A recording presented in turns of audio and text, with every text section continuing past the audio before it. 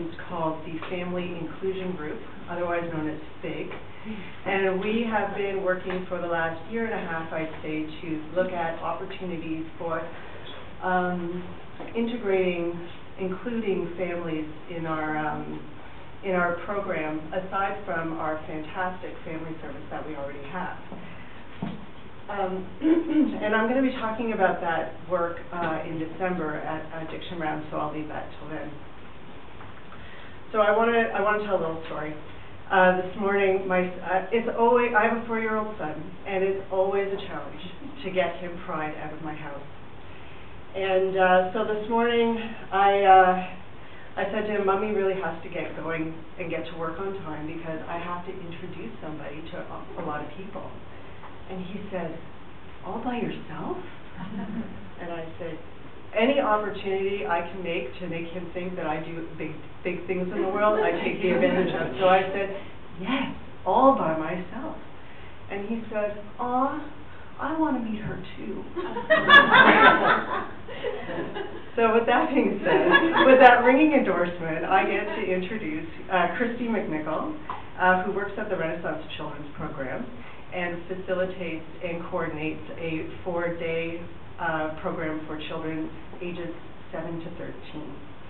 She has she uses her educational background as well as her personal background as well as her professional experience, which is quite extensive, working at the Pine River Institute, Native Child and Family, summer camps, as well as now working at Renaissance full-time. And in the family theme, I'm so pleased to tell everyone that she is pregnant. And not only is she is pregnant with twins. And she is at that stage of pregnancy where the brain might catch up with the body or the brain might not catch up with the body. So she wanted me to let you all know that if there is an awkward pause, just be patient with it and then she'll get right back on track. Yeah. So with that, please welcome Christine.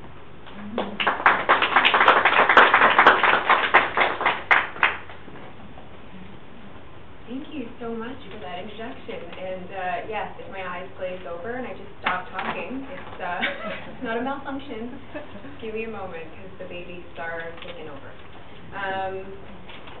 There's no camera on here, so that's okay. Great, fabulous. But I do just want to let everybody know, if you're within walking distance of this building and you're tuning in online, turn off your computer and come over here, okay? It's going to be fun, and it's going to be a great next 45 minutes, so it's worth the walk, I promise. And if you're tuning in online somewhere else, welcome, and thank you for joining us. So it's an absolute honor and a pleasure to be here with you today.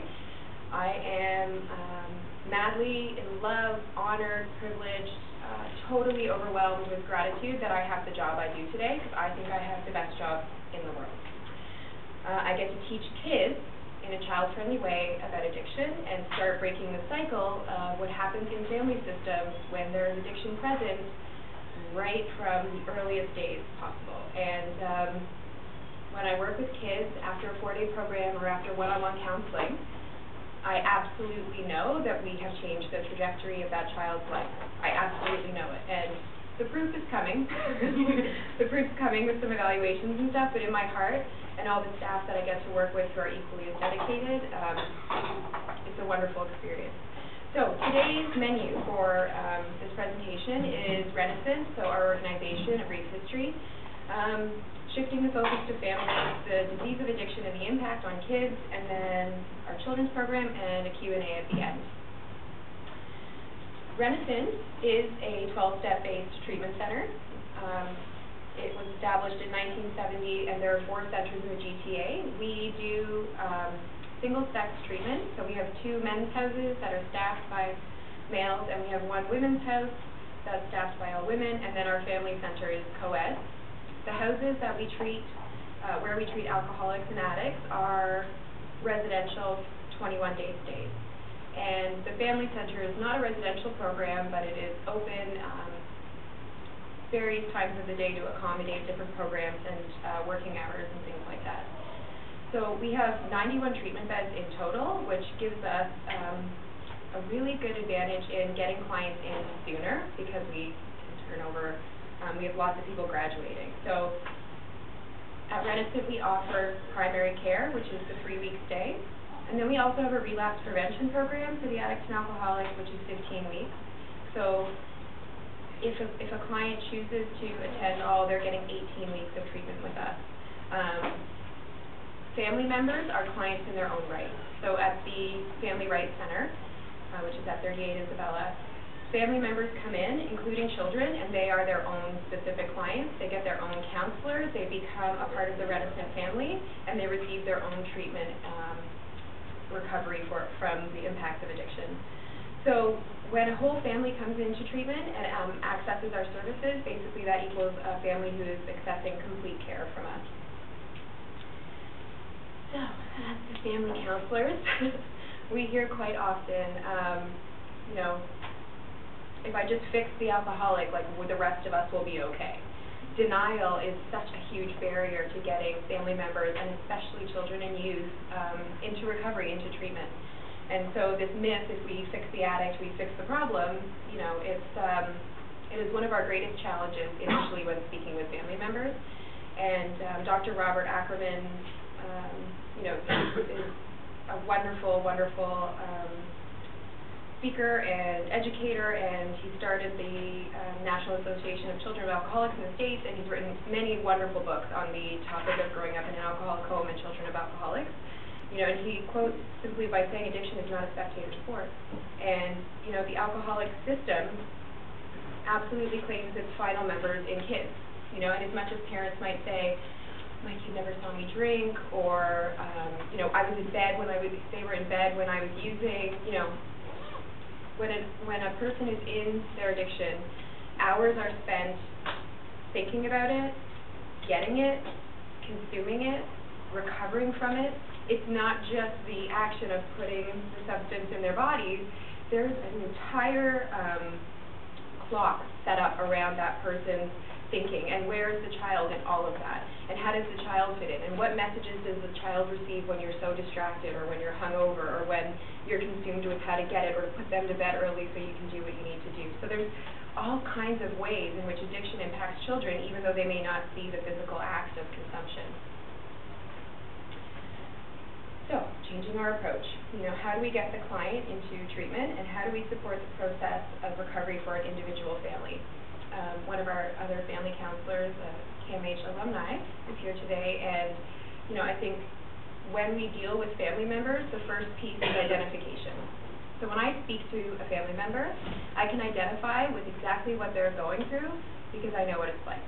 So I use my lived experience of having addiction in my family or with a loved one, and I can identify immediately with where they're coming from, and that opens up the door for an open and honest dialogue without judgment, without shame, without fear.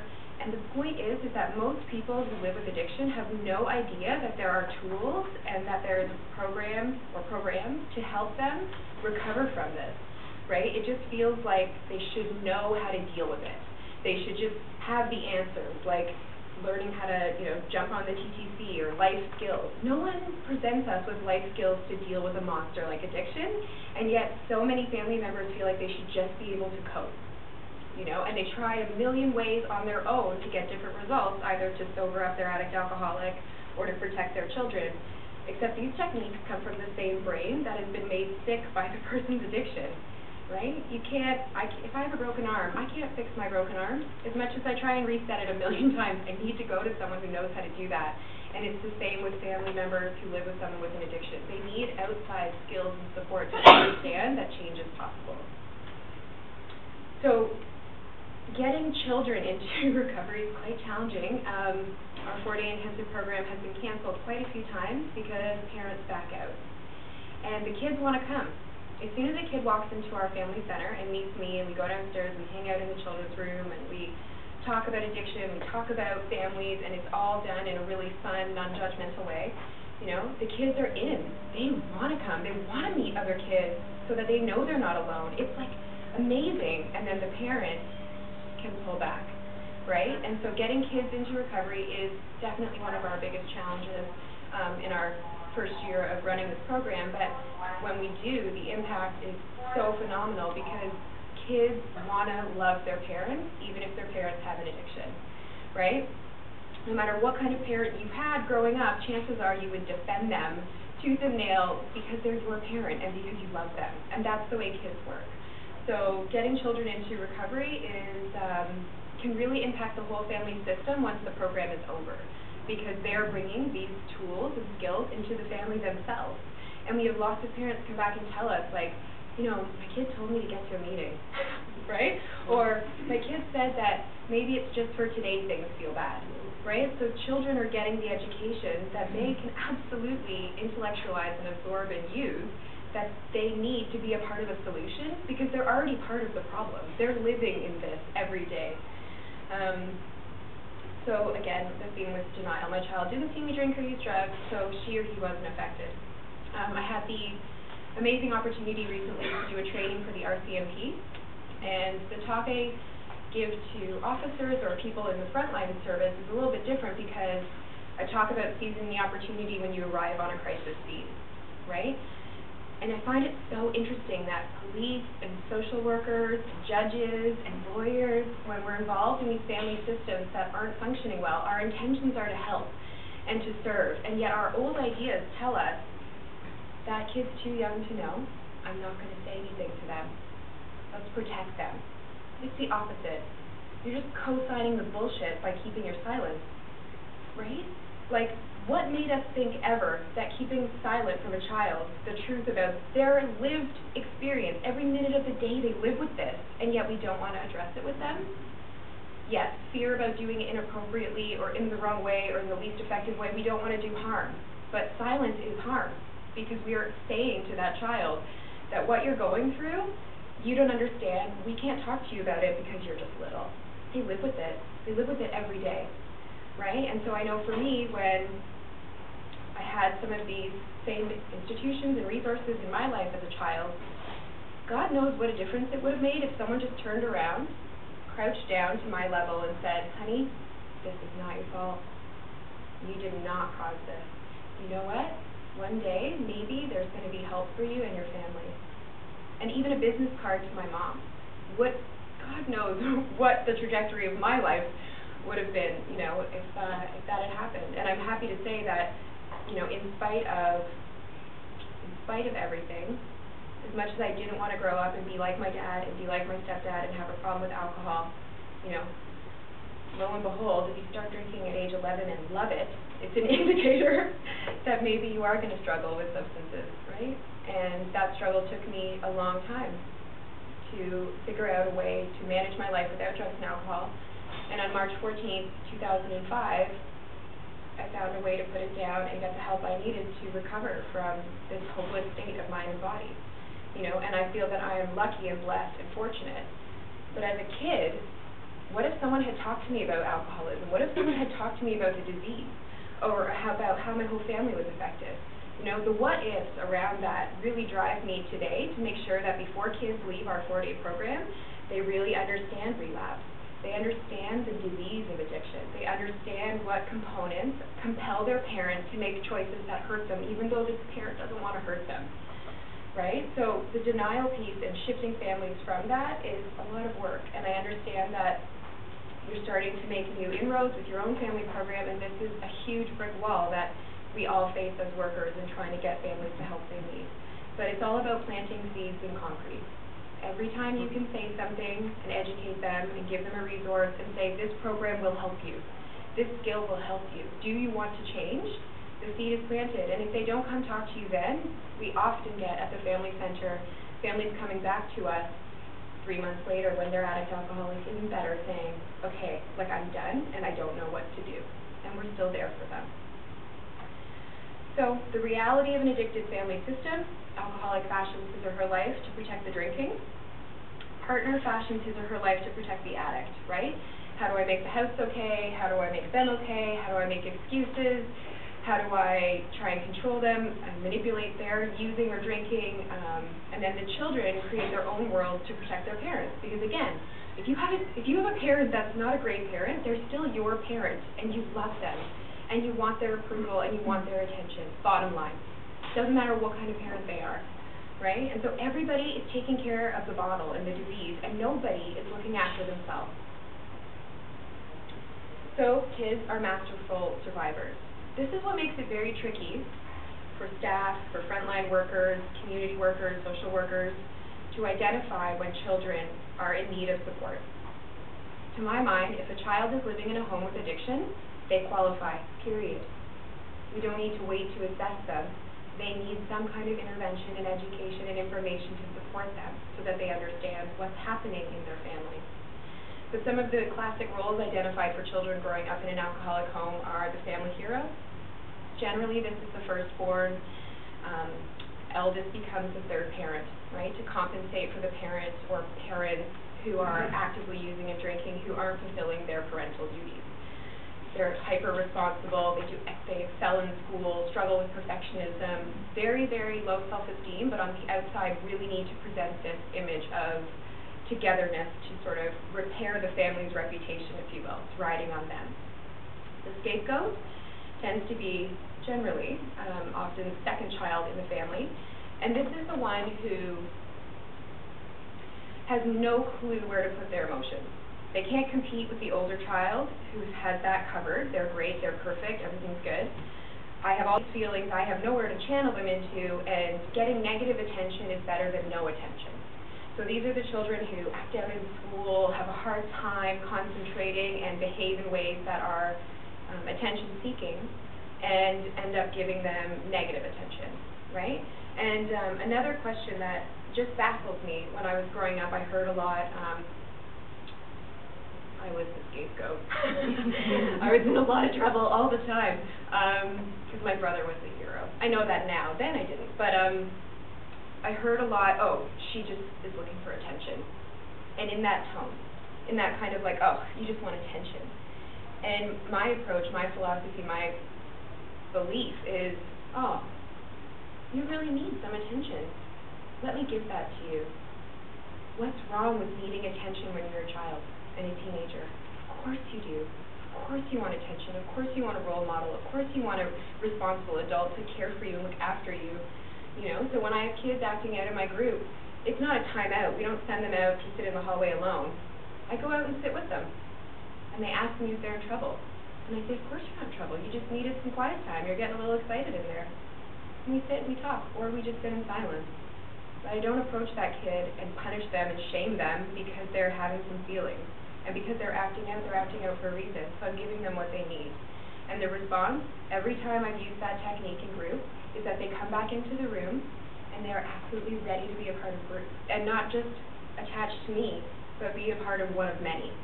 So the scapegoat is a very identifiable child because their actions are pretty big and wild. The lost child is the one who stays really small and invisible. And if I play on my own over here, no one can get in trouble. No one's going to get mad. If I stay quiet, I won't rock the boat. If I go to bed on time, if I just make my own dinner, no one's going to fight, right? Because even when someone isn't intoxicated, there's the tension in the home. There's the stress of all the things that come from the addiction that happen. Financial insecurity, job issues, marital issues, communication issues, right? So children are constantly walking on eggshells, and the lost child or the invisible child is the one who masters the art of just becoming a chameleon. They just blend in, right? The mascot is the one who diffuses, and I love to use this example because I loved his comedy. Chris Farley was the master mascot of his family. And I don't know if it was addiction, but I do know whatever he dealt with as a child, his coping mechanism was to be the mascot, to bring the humor. And if you watch his interviews, because I do on YouTube, he often talks about really sad and scary moments with his father in particular, and then turns it around into this amazing comedic scene for everybody else, right? So the mascot is the child who, I can't handle any negative feelings, so the invisible child may be able to stand there and hold it all in really tight, while the mascot can't handle, you can't cry, don't be mad, please don't get upset, let's all just be happy. And cartwheels and somersaults, and the family wants the mascot around because they make everything so much lighter, right? Everyone can have an out-breath because the entertainment's here, right? And the distraction is here from when things get tense. So that's the mascot for a role that children take on. And people pleaser, that's it all right there, right? The ones who'll do anything for a shred of love, a shred of attention, a shred of approval. I'll get that for you. They're the ultimate caretakers. They're the ones who know how to fulfill everybody else's needs before their own, right? Let me fix this. Oh, we're back. Okay. So the people pleaser, the mascot, lost child, scapegoat, and family hero. To my untrained eye, looking at these roles, I would imagine the only one I would identify as a scapegoat, because they're the ones creating the scenes. But everybody else here looks like a well-adjusted child, in spite of it all. Meanwhile, these roles have been developed as survival techniques. If you ask any teenager, when they leave home, they will not tell you they want to go back, or any teenager growing up in an addicted family system, that they really are anxious about leaving the nest, that is going to be a hard transition. They're like, nope, I survived. See ya. I am out of here, like, goodbye, right? Because they did. They made it. And as much as they love their parents and love their siblings and they are attracted to their family unit, there's this sense of, like, relief when they get to leave. Right? Isn't that just so mind-blowing? Really, it's quite baffling. So, the roles kids assume often make them difficult to spot. We've talked about that. And it's our collective responsibility to reach out when kids and parents, seek help or treatment. And that brings me back to my initial point. If there is an identified addict and alcoholic in the home and there's children, forget this middle ground where we're sort of like, humming and hawing about whether that child might need some attention. Just bring them in. Let's just get them educated. Let's get them to have the space to share their feelings. Most kids I work with who live in an alcoholic home have no clue what their feelings are. They don't know why they get tummy aches or headaches or why they can't do school. Because they're dumb? No, because their brain is on emergency mode all the time. It's really hard to care about your math problem when you're consumed with, when I get home, is Dad going to be mad? When I get home, am I going to have to make dinner because Mom's passed out? Right? When I get home, is it going to be the good night? Are we going to have a fun night together? Or is it going to be scary? You don't care about your math problem, right? Like, and recess is great because you get to run outside and kick some other kid because you're so angry, So it's really this cycle of identifying kids with so many other issues when we fail to ask what's going on in the center of their universe, when we fail to ask what's going on at home. So again, Dr. Robert Ackerman, kids can be resilient, but they can also break. And that's just the sad truth about growing up in dysfunction, right? And not just addiction, all kinds of issues that arise in families. So, adult children of alcoholics, self-defeating behaviors, it's those same roles we just talked about in children, but presented as adults. So when you grow up, what kind of relationships are you going to be attracted to? What kind of people do you find yourself wanting to take care of? Or what kind of people do you find to take care of you, right? So when I was growing up, I, didn't want to date someone on student council and who was, like, involved in university. I liked the guy who's at the bar with me every day. Like, naturally, I want what I know. And growing up prior to that, I was like, I'm never going to be like this. And then I turned into it, even though I didn't want to, because I'm totally powerless. I have no idea what else to recognize, right? So the ACEs study, which I'm sure many of you are familiar with, just some brief highlights here, that children who grow up with parental alcoholism are highly likely to produce additional categories of adverse experiences for children. So poor health, being in an addictive relationship themselves, becoming abusers, physical abusers, mental abusers, mental health issues. A score of 5 or more on the ACEs study increases your chances of becoming an injection drug user by 4,600%. And I don't know if any of you have taken that study. I scored really high on mine, and these stats scare me. So the score of 6+ is 20 years less of life. So, what makes the family toxic? In an alcoholic home and in an addicted environment, the main messages that are communicated, non-verbally, mind you, are don't talk, don't feel, don't trust, right? Those are the messages children receive by parents' actions and by what parents are doing when they are consumed with the cycle of supplying and feeding their need for relief, right? Their self-medication. And children learn the survival techniques that keep them safe. So whether you have the drunk mom who's like really happy-go-lucky when she gets hammered, or you have the dad who's a total Jekyll and Hyde and it's scary, these same rules apply, right?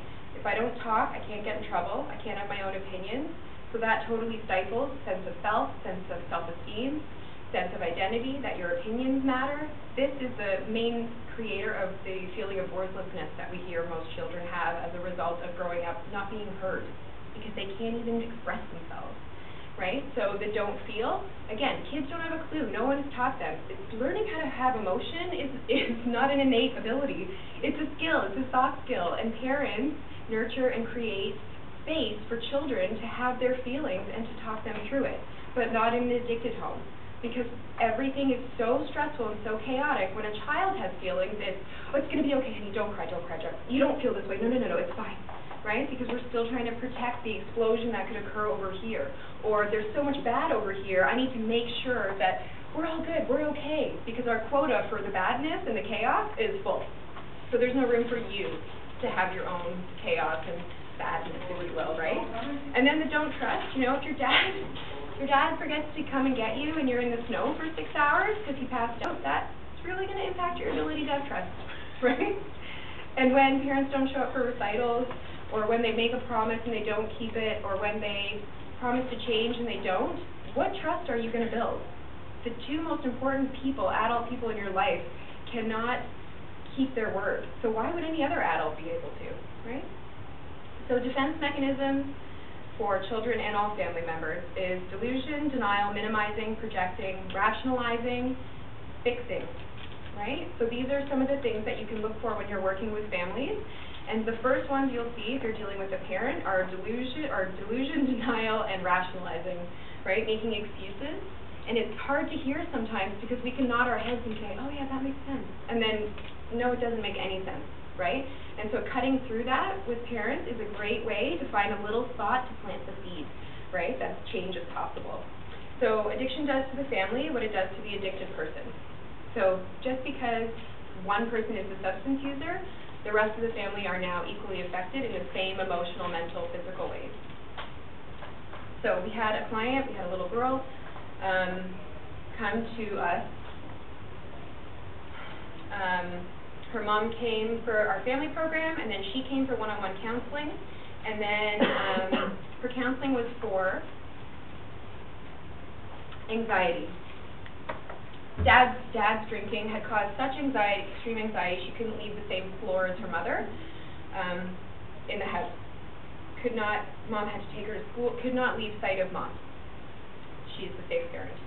So after one-on-one, worked on her anxiety, she agreed to join our children's program. And after the 4 days of the children's program, she attended our alumni group, which meets once a month. And we got a letter from mom, we got an email, and this is just a small portion of it. I cried at my desk full out when I read the letter. And basically this little one said, you know, Mom, it's like I'm a piñata and Christine is the stick, and she helped break me open so that all the things I wanted to do, but my anxiety kept me from doing, are bursting out now like candy, right? And that's all because I took the time to give her the information she needed to deal with her anxiety, but to remove the problem of addiction from her shoulders. It's totally, absolutely, 100% not her fault, nor can she cure it, nor can she control it, right? And arming her with those tools was the freedom she needed to just grow into herself, you know? And the last time I saw her, she arrived for alumni night, it was a year ago this time, in full-out Harry Potter clothes, like dressed to the nines in Gryffindor uniform, and she was like, Christine, I went to school this way. And this is a kid who, when I first met her, was like, could not, shoulders glued to ears, right? And now she's dressing up in Harry Potter gear and going to school, like owning it. It was really amazing. So this, on day 1 of our 4-day family program, we do some art, and one of the pieces I asked them for is a family portrait. And so this was her family portrait. And again, she's one of those children who on the outside everything looks great and normal. And when you look at that picture, you're like, oh wow, that's wonderful. Day 2, that's what she drew about addiction. her letter to addiction, which on day 3 the kids get to read a letter to addiction, because one of the principles of the program is to, early on day 1, separate the disease of addiction from the parent. So they can hate the disease. They can get so mad at it, and we do lots of anger management sessions with them and emotional management sessions, but they get to hate the disease, and then they get to express it and love their parent. It just gives them the freedom to not judge their parent and shame their parent and themselves, right? So dear addiction, you've made me frustrated, angry, upset, and worried. You also made my dad go away. So even if my dad is better, he's not the same person anymore. He's more selfish, and he gets angry easier, just like my mom. She's not the same either. When you do your job, you make me want to slap you in the face. You're not a nice person, and I want my dad back. So Dad was asked to leave the home, did end up abstaining from drugs and alcohol. Mom didn't have an addiction issue, and yet here it is in plain light that for this little girl's experience, Mom's also sick, right? So again, this was something that we got to address through counseling and working through the 4-day program. This is another picture. This little guy's mom was so sick with addiction she was drinking laundry soap. And the doctors had told this little guy's father that she is like, the clock is ticking for her. And so in all of his artwork, those crossed out eyes are, she's already gone. So she's still alive, but in all of his artwork, her eyes are done. This was a little guy who came to us and whose mom was adamant that he never saw her use or be high. She was addicted to prescription pills. He was 7, and his dear addiction letter was sad, mad, fear, that's Hebe, but it's hide, because he hides, and make breakfast for his brother. So this little guy's tactic was to go into his mom's purse when she passed out and take half of her pills, put the pills back, and then bury them under the shed, right? And then when she would drink occasionally, his tactic was to get the beer, climb on the shed, and pour it in the neighbor's yard, and then hide the bottles under the shed. So that shed, if Mom ever discovers it, is like a treasure trove of all of her goodies, right? And he's 7. And so he is the classic example of an invisible child because he had hiding spots all through the house where he would put his 4-year-old brother and then go hide himself in another spot to keep them both safe and to remove themselves from the chaos at home, right? And Mom had no idea that he would get up and make his brother breakfast before he had to go to school. He's 7. Dear addiction, sometimes you make me feel afraid and confused and quiet around my dad, and I hate it. And this was, that letter is the same author as the artist in this portrait. So that's on the right-hand side is Mom, and the left-hand side is Dad, who came to us with the addiction issue. And Mom's nagging and yelling. That's the family portrait. And after he was done all of his artwork, he was done really early. I said, "You're not in your family portrait." And he said, "I guess not." And I said, "Huh, would you like to be?" And he goes, "Sure." And this is what he drew. A self-portrait. Right? And these parents, again, were, he hasn't been affected, we eat dinner in his room, we just stay away from Dad when he's drinking, right? Total denial. And when they saw these pictures, Mom had to rein it in, because we give training to the parents during the 4 days about new parenting skills and techniques and how to work with their children moving forward with a clear understanding of what addiction is and what recovery is. So Mom was told and trained the morning of, you are not allowed to make this about you. If you cry, you need to tell them it's because you're proud of them. Because kids emotionally caretake like that. Because they make it about them. They make it their fault. Mom had to rein it in when she saw these, but they could no longer ignore the fact that he had been deeply impacted. Dear addiction, I don't like you at all, and I don't like how you affect everyone in the family, especially my mom. Mom is not the addict here. Even after my dad got help for you, he was 2 years sober at the time this letter was written, Dad, my mom has gotten even more angry than before, and rightfully so. However, she's really frustrating me these days, and she's so angry that whenever I try to talk to her, she'll stop me mid-sentence and tell me not to tell her what to do. I just want to explode. Okay. So So during the 4 days, we get feedback forms from the kids because we want to learn about improvements and what to change and what they did like and what they didn't like. And we have yet to have a single one come back that is from so-so and beyond. It's hard to see, but the first two are thumbs up and hats off is the best. And then the middle grade is like so-so, and then thumbs down and blah, right? And the thing about these forms is that the kids fill them out on their own and hand them in to us, and they don't need to put their names on it if they don't want to. And the things that they tell us are unbelievable. Unbelievable. Now I feel okay to share with my dad my feelings. Now I've learned that this is not my fault. Now I know that one day, if I have an addiction problem because it runs in my family, I know where to go to get help for me. Unbelievable. So amazing. So this guy, his mom had tried to get sober for years. She came to treatment with us twice, and the second time managed to stay sober. And we didn't ask him to write this, but he wrote a Dear Recovery letter.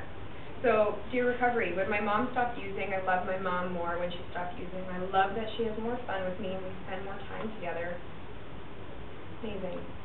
So, in the 4-day program, while we are working on the therapeutic side and the educational side of addiction and how it impacts families and particularly the children, we are also doing self-esteem building games, leadership games. We have lots of fun and positive activities so that the kids can start to develop a sense of self and have grown-ups in the room absolutely reaffirm how wonderful they are. So along with our group rules, and one of our group rules is put-ups only, and the staff are just phenomenal at catching every great thing the kid does. Except for the parentified children, they're not allowed to help. That's really hard because they want to erase the board or bring the food, and you have to tell them to sit down, and they're confused because that's how they feel needed. But the I'm a Star exercise allows kids to identify what they're good at, what makes them special. You know, in homes with addiction, no one's really talking about that. So children in addicted families are not responsible for another's recovery.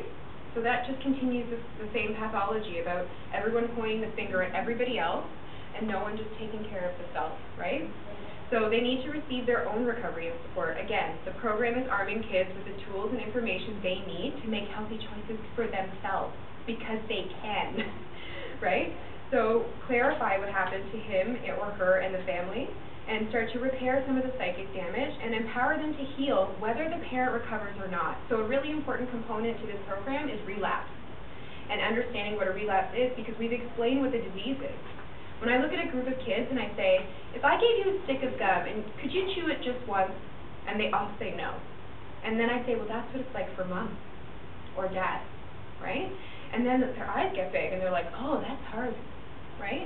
Or when I equate the disease of addiction to having a peanut allergy, they get it. Because even though one of their friends doesn't eat peanuts, if they do touch a peanut, they can get real sick. Same thing with addiction, and when you start to explain addiction in terms that kids understand and can relate to, such a relief, right? Because then they get to see literally it has nothing to do with them, right? So empowering them to heal and talking about relapse and how when a parent has the allergy, they're always going to have the allergy, and how it runs in families, and so maybe they might have the allergy too, and they might find out one day that they really like alcohol or drugs, and what then? Right? So we're talking about the future. I mean, 7 to 13, I took my first drink at 11. I smoked my first joint at 12. I started doing street drugs at 15. You know? They're not that far off from these choices. And, let's face it, they're probably all going to make them, because the Just Say No campaign has already shamed them and their family. That's a personal opinion. And they have the right to make those choices, because not everyone does get an addiction. How come I got one and you didn't? That's not fair. You get to enjoy a glass of wine. I've never wanted a glass of wine in my life. I want the bottle, right? So supporting parents and parenting in recovery is an important part of the program. So when parents are down the hall for those 4 days, they're not talking about their addiction. They're not talking about the impacts of the addiction on them or what's happened to them. They are learning with in the same way. Activities, videos, sharing, and information, what it's been like for the child. The whole 4 days is child-centered. And the parents are blown away, because what they thought was protecting and what they thought was keeping their child safe was keeping them in the dark, and was co-signing the BS, right? Co-signing that silence. And so moving the family towards having open communication about the elephant in the living room is a huge, huge, huge achievement for the program by the end of it. The 7 C's is the basic framework from which we use this program. I have posters here today. We have them electronically for anybody who wants them to print out to have in your office, to use to work with clients. My number is also on the posters. It's on the bottom with my extension if you want to call to consult about a case or if you want to sign and refer kids to the program. So basically, the first 3 C's are taken directly from Al-Anon, and the other 4 have been added in to help kids move through the first 3 and learn about what it means to help learn to take care of themselves, not take care of themselves, right? Not be the parentified child, not be the invisible child, but to help, and that starts with communicating feelings. So that same little girl who had so much anxiety, her shoulders were glued to her ears, after the program, her dad was on the computer. He wasn't paying any attention to her. It was the only night of the week that she was allowed to see him, and she said, "Dad, I'm mad. I want you to hang out with me." And he turned to her in classic alcoholic addict fashion, no, you're not. You're not mad." Right? Because that would mean he's done something wrong. And she said, "Yeah, Dad, I'm mad." And he goes, "No, sweetheart, no, you're not. Type. And she put her hands on her hip, and she stuck her little face out, and she raised her voice at him and said, "Dad, I'm mad at you. Spend time with me." And this is coming from a girl whose shoulders were glued to her ears and kept her mouth shut around her father because she was scared of him, right? And Mom called me and left me this voicemail relating this story in tears of joy because she's learning to take care of herself because now she has a voice. So whether Dad's reaction is to get off that computer or not is irrelevant because she is learning how to stand up for herself, how to show up for herself emotionally and mentally. That's phenomenal. It's just like, it gives me chills. And making healthy choices and celebrating myself. So these are also things that we talk about over the 4 days. Every day we focus on, we break it down. The first day is about the first 3, and then the last 3 days are practicing and learning about the last 4. So while we are teaching this, all of the structured activities are set up to support this philosophy, and then we say to them, "Hey, don't you think you just took really great care of yourself there?" Or, "Hey, maybe you can make a choice like this next time, even though you're not in the group." So they start to see that, wow, this is not just a theory, I'm doing this, right? Like they're actually getting applicable practice. And they have grown-ups who are in the same boat, who love someone with an addiction, because all of our staff have lived experience. And it's coming from the same people who know what they're going through. It's like remarkable. So Renaissance Children's Program, kind of a recap, I've said a bunch of this already, but it's child-centered, family-based, kids aged 7 to 13 for the 4-day program, and at least 1 caregiver. So we had a wonderful foster mother attend our last program, and she was like unbelievable. It was so wonderful to have her, and we are trying to build relationships with CAS and gain referrals and access to families who are going to adopt children who grew up in alcoholic or drug-addicted families, working with foster parents. But as long as the adult caregiver has a continuous supportive role in that child's life so that they can help with the tools when they both leave to continue on that dialogue and that new communication, they can attend. So if a parent wants to attend and they are the addict alcoholic, they can attend if they abstain for the 4 days. So we used to have a 6-month sobriety requirement, and I was like, get rid of that, because it's the kid we want to train and to teach and to arm with the tools, right? So at the Betty Ford Center, they have no sobriety requirement for their 4-day program, and there's a story that was told to me about 2 children whose mother was sober for those 2 days, or 4 days, and passed away from the disease, never got sober, and they came back later as young adults thanking the Betty Ford Center because it was the only 4 days they had sober with that parent. Pretty powerful. So it is 4 consecutive days from 9:30 to 3:30. We try and book it on PD days or what have you, but there is 2 days of school that are missed and 2 days of work, and it is a full day commitment. So it's offered every month, and it absolutely breaks my heart when I have to cancel a program. So I've had a little guy on the wait list since May to participate, and we did run July, and he couldn't participate in that, but we've had to cancel the others from lack of referrals.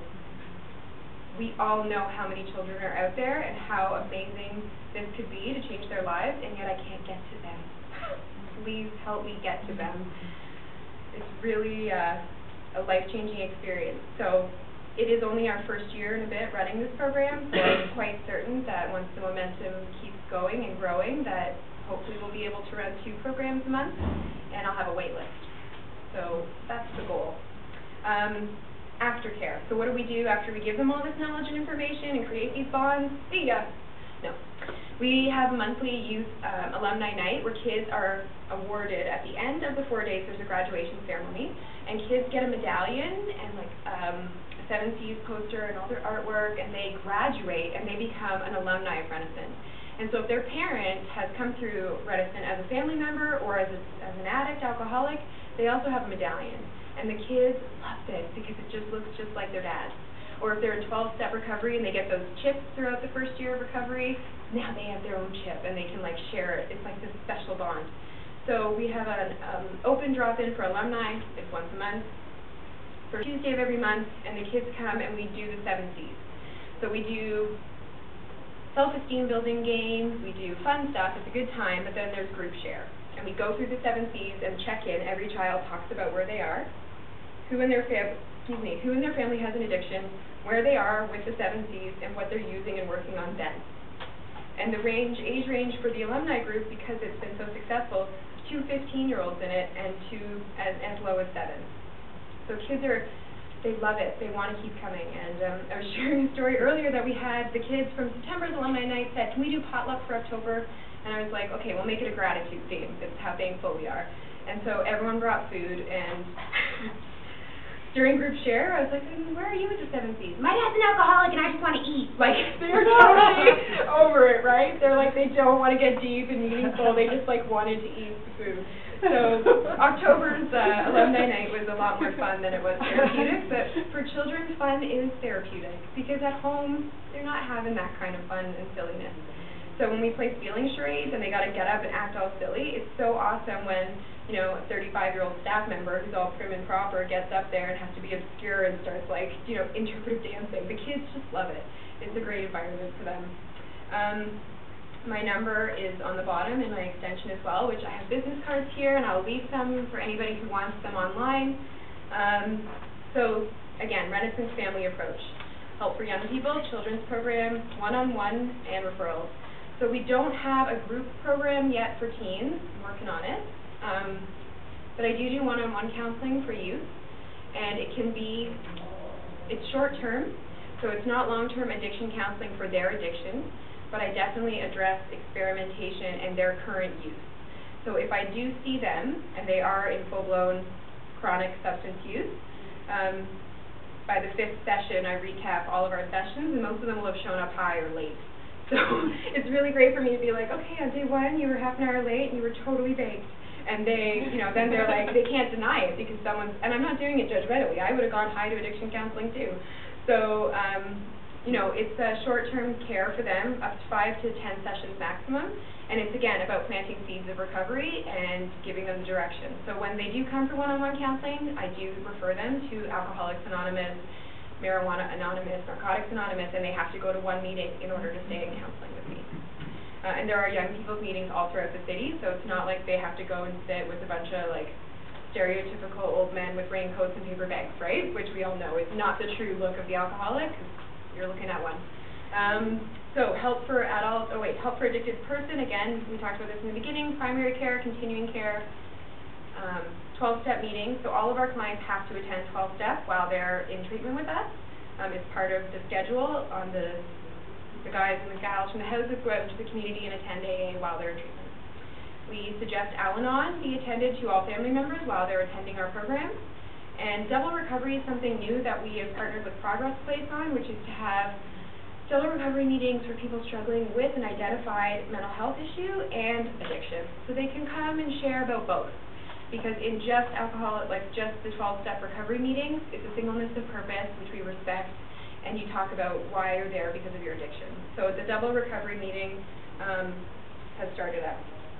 Help for adult family members, Essential Family Care is our 4-week program for grown-ups or 16 and up. And that is where a lot of the tools that we impart onto adults and parents living in these addicted family systems learn how to stop enabling, stop controlling, stop owning, stop all of the behaviors that are getting them nowhere except for further into anxiety, fear, depression, sadness, chaos, right? And it is just an amazing program, and everyone who attends wants to be there, which makes the audience, you know, so wonderful to work with, because they look at the information presented and they're like, oh my God, that's me. You know, and you just see them completely overwhelmed by the fact that they're not alone and that they're not crazy, that there's so many other people who've been through this. And Sunil, who's here today, is the counselor who facilitates that group, and if you have other questions, I'm sure he'd be happy to answer them for you. There's also, once you've completed family care, we have a support group, a weekly support group that you can attend, which is very popular, which is facilitated by Heather Amison, who's not here today, but she's our other family counselor. And again, we recommend they go to Al-Anon. That is just a picture of our website, which is awesome. And this is the family care team, myself, Heather Amison, and Sunil. And I think that is, the end of my PowerPoint. So what I would just like to close with, and I have no idea what time it is because the clock is missing. Am I on time? Oh my gosh. Questions and answers? Thank you. Oh, you're welcome.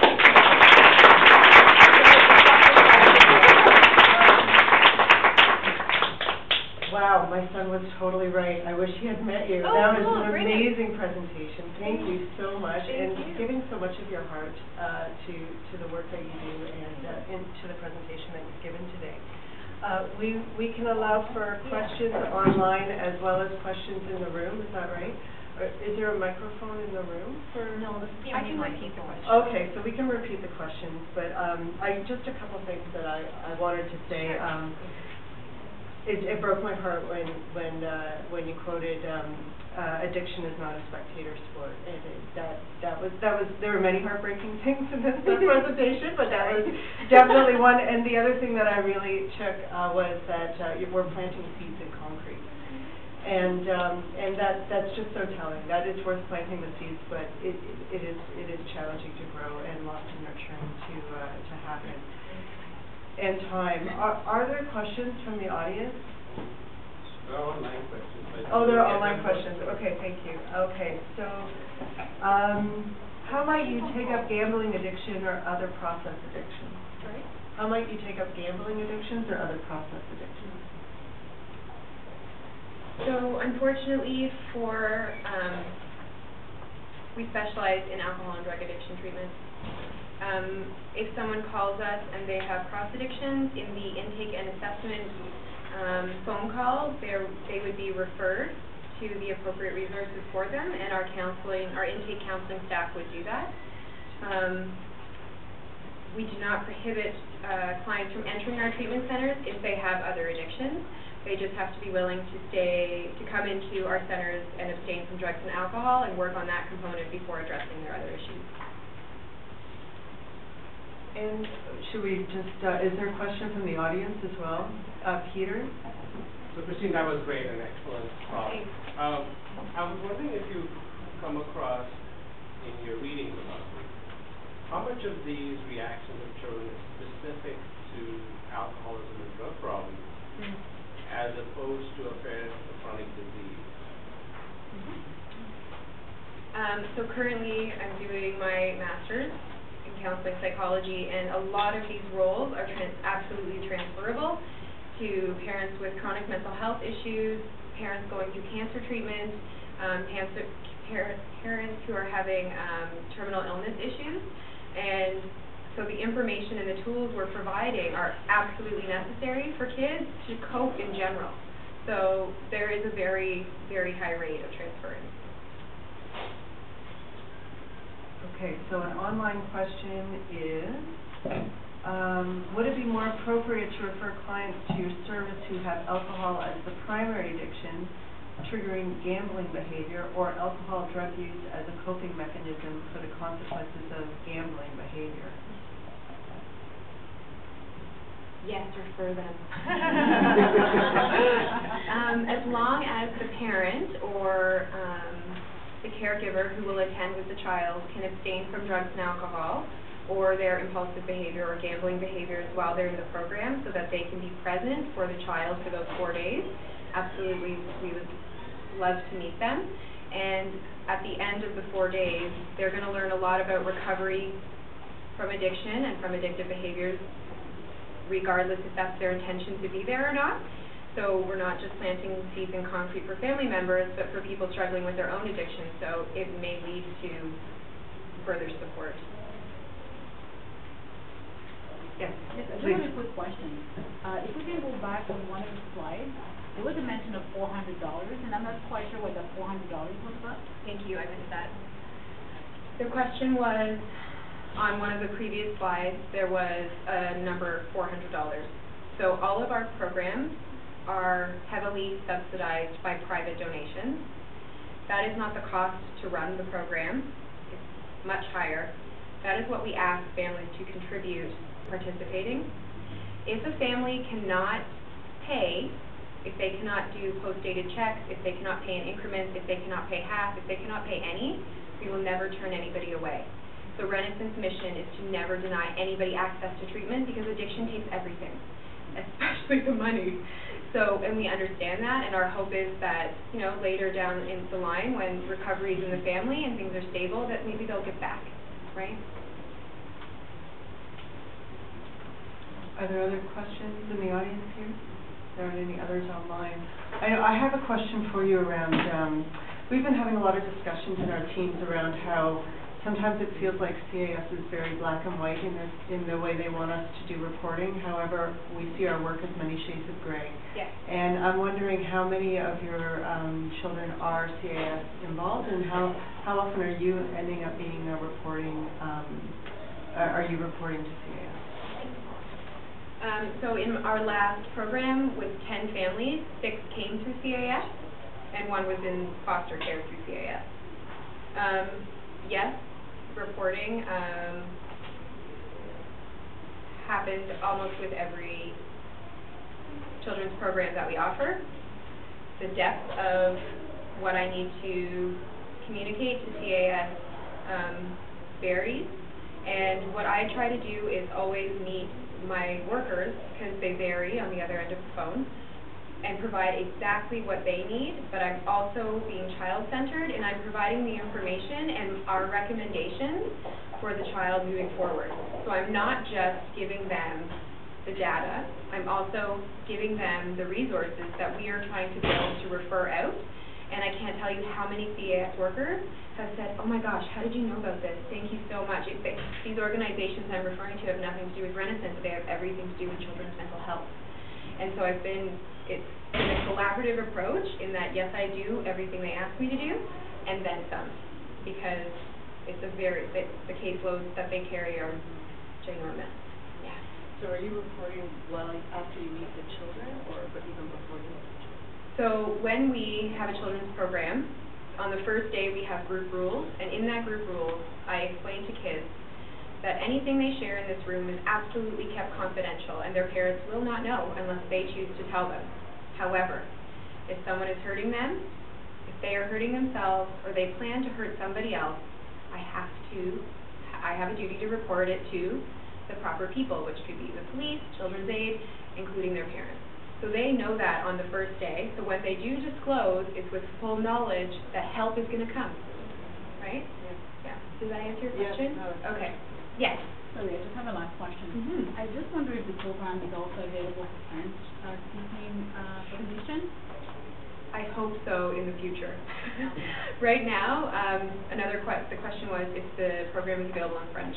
It's not. It's only available in English. And another question we get is, can we travel with the program? I've had communities from the north of Thunder Bay, lots of communities based on agencies based on reservations asking if we'll take the program. For now, because we are just so underfunded, it's really hard to manage that. So it is on the agenda for things to work towards, but it would take an extreme amount of resources from the receiving agency to help us get there.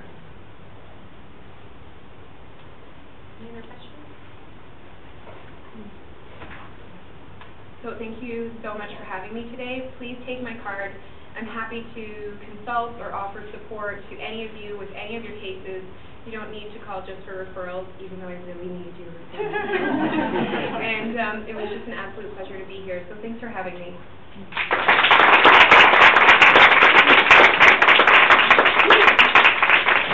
I just want to say it was an absolute pleasure to have you here, and you did offer to stay back a few minutes if Yes, people have absolutely. questions, because as you can see, Christine is so passionate about this. So thank you again. Thanks.